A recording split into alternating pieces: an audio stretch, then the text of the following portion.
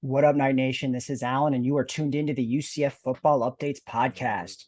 Want to do an emergency podcast because UCF just landed their best ever recruit in school history, defensive lineman John Walker, four-star guy.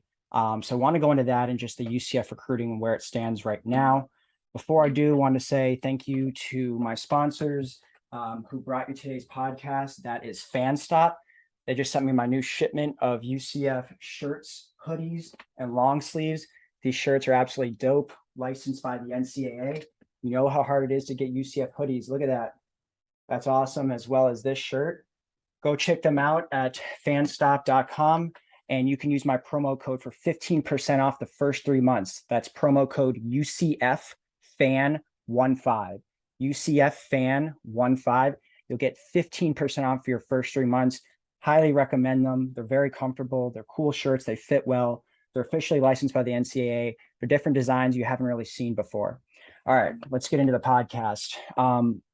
So as I said, John Walker, huge pickup. There had been concerns, before UCF held this Night Splash event, within the last couple, let's call it the last month or so, UCF had two decommitments, none bigger than Isaiah Nixon. He himself was a four-star defensive end.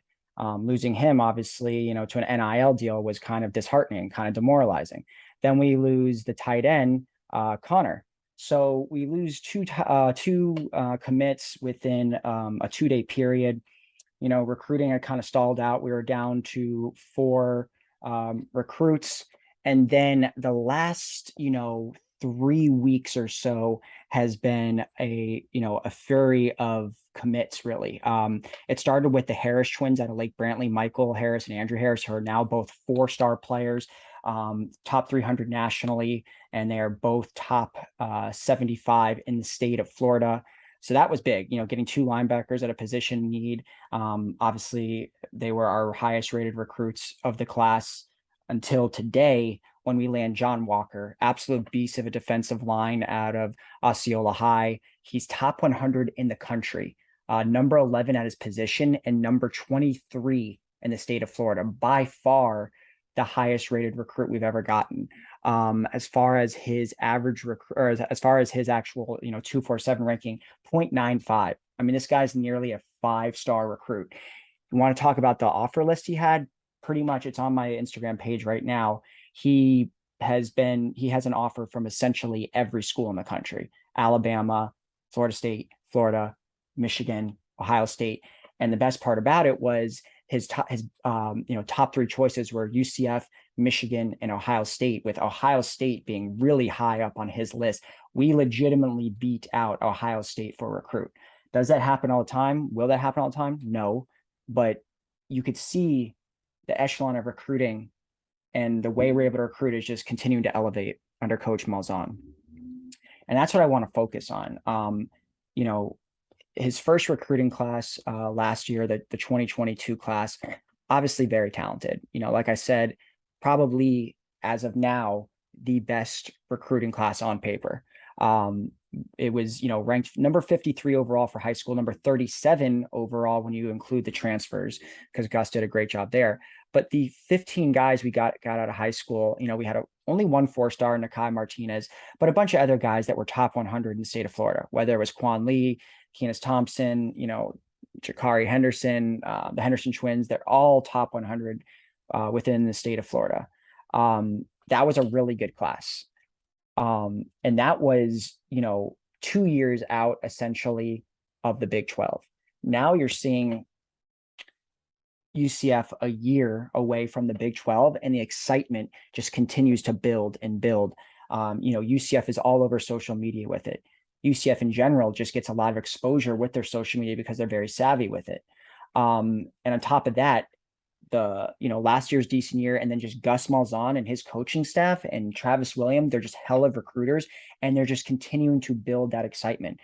Guys, recruits are coming in, they're seeing UCF's facilities, they're seeing what we're about, they're seeing guys in the NFL, they're seeing drafted guys, but the Power 5 thing is just getting closer and closer, and it's reflecting now in these recruiting class, because obviously, we right now, and now in the 2023 class, it looks even better than the 2022 class did. And it's not even done. There's only 8 commits so far. There's still going to be at least probably another 6, 7, if you think it's going to be around 14 or 15 like last year, to leave room for, transfers. Probably will be around, another 7, maybe 8 guys, depending on who's left. Obviously, there's quite a few months left to go before early signing day. But last year we had 1 4-star recruit. This year we already have 3, and we had a 4th in Nixon. Obviously he decommitted, but we've had 4 out of 8, or out of, I guess, well, if you count the 2 commits, 4 out of 10, 40% of our class at one point was a 4-star recruit. Like I've said, stars don't necessarily mean everything, but it's important. The caliber of player that is choosing us is elevating. And I always like to say, let's look at the offers. I do believe in the stars to a degree. I think they can be something that gets is preference to guys that choose Power 5 schools. They automatically get elevated when they choose it, because it's like, oh, a Power 5 school chose them, they must be better. And when they go to a group of 5, they're demoted. I do believe that bias does absolutely occur. But what you can't overlook is the schools that are offering them. That's where, you really see the elevation, because UCF has always been great at finding diamonds in the rough, getting those Bruce Millers, getting those guys that are 2-star, maybe low 3-star, that have like a handful of okay offers. But let's just go down the list of UCF's current 2023 class and look at their offers. Okay. Obviously, we know Andrew Harris and Michael Harris. They pretty much have the same offers, 4-star. UCF is okay. So here we go. Let me go into this first. Auburn, Florida State. This is the Harris twins. Michigan, Mississippi State, Nebraska, North Carolina, Ole Miss, Penn State, South Carolina, Tennessee. You have multiple SEC schools in there, multiple Big Ten schools in there. Okay. Let's go to Cave and Call. Arkansas, Auburn, Florida State, Georgia, Kentucky, Mississippi State, Penn State, Tennessee, Virginia Tech. Okay. Like I said, again, multiple SECs, ACC, everything. Offensive lineman Jamal Merriweather. Okay. Iowa State, Kentucky, Michigan State, Minnesota, Mississippi State, Missouri, South Carolina, Tennessee, USC, Utah, Virginia Tech. Not as good as the other one, but you throw USC in there, Tennessee, South Carolina. There's some good ones in there. All right. That was Dylan Reisig, our QB. That one, he probably had the worst offers out of all of them, but still had Indiana, Kentucky, Michigan State. So his is a little, compared to the rest, down. Then obviously, John Walker's is absolutely ridiculous. Pretty much every school in the country. So I didn't even do Troy Ford. Then we have Troy Ford, the linebacker. All right. You look at his offers. Auburn, Duke, Georgia Tech, Indiana, Iowa State, Mississippi State, Missouri, Notre Dame, South Carolina, Tennessee, Virginia Tech, West Virginia. So you could see the caliber of the player that's getting recruited are also getting recruited by the blue bloods, the elite schools around the country. Not all of those were like John Walker with the Alabamas of the world, but most of those had at least 1 to 3 major blue bloods, besides maybe Dylan Reisig, the quarterback. And when you think about UCF's previous recruiting battles, even as recent as 2 years ago, or earlier, even last year, more so, we've always gotten good, pretty high 3-star guys, but we're competing more with the Kansas States, Maryland's, Iowa States, Kentucky's of the world, middle tier Power 5 schools. Never really the Ohio States, the Bamas, and things like that. But these guys are choosing UCF over some pretty damn big schools. I mean, Ohio State's, Alabama, that's going to be a rarity. But if it's going to be some of the upper echelon schools, that's great. And you could see it's not even just about beating them in a recruiting battle, because that was more Walker. But these other guys, maybe it wasn't battle. Maybe these other schools weren't really going hard for them. But the fact is, they're offering them, these upper echelon Power 5 schools. So I just want to say, kudos to Gus Malzahn. He came in, he stood in front of us 2 years ago, maybe gave a lot of coach speak in his onboarding press conference, and said, I'm going to recruit at UCF like my hair is on fire. And I'm also going to create a fence around Orlando and the state of Florida and make sure that Central Florida high schools are getting recruited by UCF and that they're going to stay home. And same with the state of Florida. And that is exactly what he did. He is absolutely putting it in his word. Gus Malzahn is the best hire we've ever had. the reputation he comes with, the respect that he commands is like nothing we've ever seen at UCF. He's able to connect with these guys. He has been to a national championship. He knows what it takes. He's coached guys like Cam Newton. These guys, these high school kids know him. They've seen his success at Auburn. He's not too old. He's respected across the country.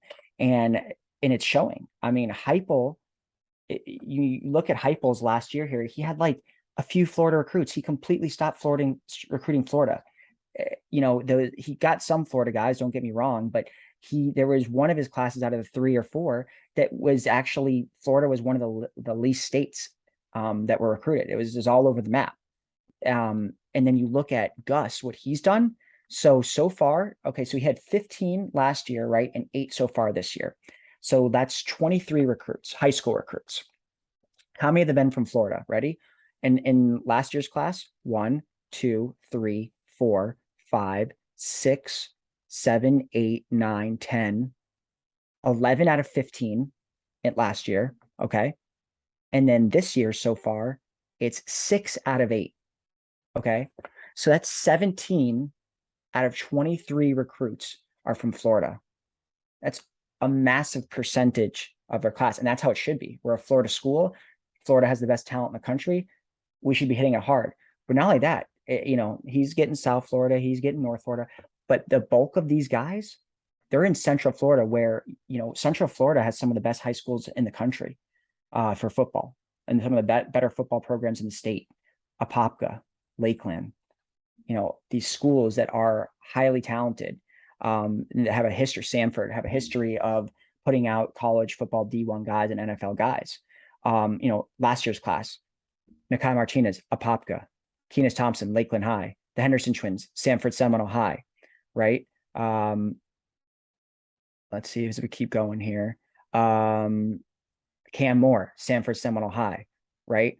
Miguel Maldonado, Lakeland High. This year, let's look, and those are all Central Florida schools. This year, John Walker, Osceola High, the Harris twins, Altamont Springs High, Caven Call, Apopka High. And then the kicker that we just got, Boone High, local Orlando. So, he is, for the most part, most of those schools I said, those are all Central Florida. There was a couple South Florida. I know that one of the offensive linemen, was from Dylan Reisig, plays at Cardinal Gibbons near where I live here in Fort Lauderdale. But for the most part, those are Central Florida schools. He is absolutely crushing it. And these 2 classes in a row are going to start to show up in ensuing seasons. And it's going to build up. Like, it was like when, Frost had that hella crazy recruiting class in 16 and 17 that had us Mackenzie Milton and Adrian Killens and Otis Anderson and Gabe Davis and Dredrick Nelson. And it started to show up and emerge in 2017. That's what's going to happen next year and the year after. These guys are as legit as I think they are, as we all think they are. It's going to happen next year or the following year, where these guys are the leaders of the team. They ball out as freshmen and sophomores, and they take over, and, they are who we think they are, high 3, low 4-star recruits, 4-star recruits. And it's going to show. You talk about, are we going to be ready for the Big 12? Well, that's a great question, because this year's class, by average recruit ranking, in the new Big 12 would be the number 1 class in all of the Big 12. In the current Big 12, with the new members, would be number 3 behind Oklahoma and Texas. And it's not that far behind in terms of average recruit ranking. With the commitment of Walker, UCF has moved up to 89, the average recruit ranking, 89 and some change, right? So it is absolutely, we've absolutely elevated our game. We're at 89.55. By far the best in the American right now, number 1 in the American. We're number 21 in the entire country for average recruit ranking. We number 3 in the current Big 12 and number 1 in the new Big 12. So, you talk about 21 in the country. I mean, the class isn't over with, right? We still got to fill it out. There's only 8. Obviously, we're going to get more. We're going to get transfers. There could be some decommits. And a lot of things can happen still. We're not even close to signing day yet. But the fact is, we have a top 25 average recruit ranking. That's what matters. That's the quality. We're going to get the quantity. We're not going to sit there, obviously, stay at 8, 9, 10 recruits. We're going to get more. You don't just get guys to get guys. And those 8, that doesn't even include a 5-star kicker. Rivals 247, they don't rank kickers, but he has a 5-star #1 kicker in the country. So you add that into the mix. This is on paper right now shaping up to be the best recruiting class we've ever had. And John Walker is the best recruit of all time, highest rated recruit in the history of UCF football. So what Gus is doing is just absolutely amazing. I think we're easily going to be able to compete in the Big 12 right away. I mean, if you're getting that type of quality, these are guys that can play right away. John Walker's 310 pounds, 6'3". You think he needs a college weight room to get him bigger? Not to say that, a college weight room would help him compared to high school, but come on, these are guys that it's not like he needs to sit there and grow more, right? There's gonna be, there's obviously gonna be some guys lower, maybe middle part of the class that are, need time to develop. But UCF has plenty of talent already on the roster. Those freshmen, those sophomore some of them will be ready to play right away. And then plus you have the transfers that are immediately eligible. And look, roster turnover now in this era is going to be crazy. The UCF is going to lose guys. John Walker could ball out as a freshman at UCF and leave. John Walker could leave after the first game of the season. John Walker could leave tomorrow. We don't know. But the fact is, it's no longer a fluke. UCF is getting these 4-star guys, these high 3-star guys. They want to come to UCF. And then there's a lot of other guys that are putting UCF as a finalist. We may not win all these battles, but UCF has finally arrived where we're going to be a consistent threat every single year. And the recruiting has taken a new level. It's taken a step forward. It's not at Ohio State and Alabama's level, of course not. But UCF has taken steps and recruited. And if it keeps, obviously, it's only been 2 classes under Gus, but if it continues to trend in this direction, we should be a top 25 team every single season, competing for the Big 12 every single season, competing for a major bowl every single season, which is what we want. I don't want the days of inconsistency anymore. And UCF Gus Malzahn is doing a great job getting the caliber of talent that we need to compete in the Big 12 week in and week out.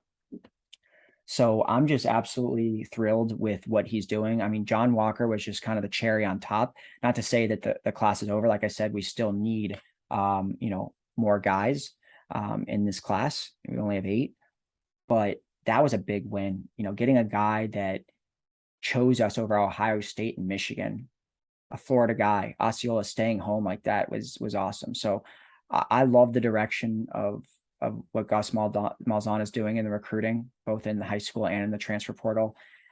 We should all be excited. It's a big win for UCF today. The fact is, we've moved into the top 25 for recruiting in 2023. Like I said, I mean, having over an 89 average recruiting, that's just quality. It's just quality recruits. So I'm excited. Charge on, and let's go Knights.